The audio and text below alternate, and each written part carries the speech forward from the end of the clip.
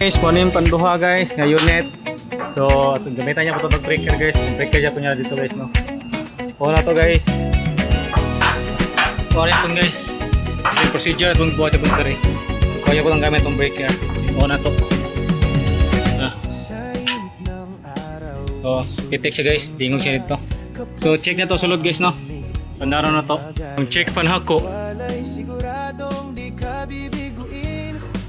Okay, yung panduha. Yan siya ibugno ang gamay.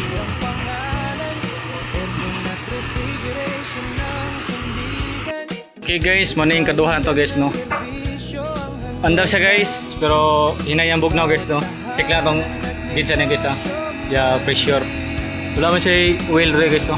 So check na to guys. Okay guys, mana yung pressure guys.